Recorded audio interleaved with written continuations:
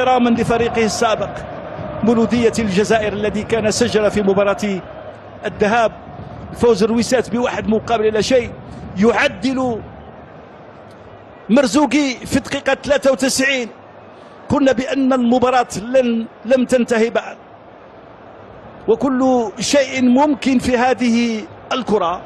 مرزوقي بإشارة إلى أنصار المولودية، مرزوقي أربح الكرة، أربح التفوق أمام اللاعبين. توغل داخل منطقة العمليات وباليسرى وبتسديدة قوية في شباك الحارس رمضان. ها هي استلم، صحح أو راقب باليمنى وسدد باليسرى أمام لاعبين وخروج الحارس رمضان.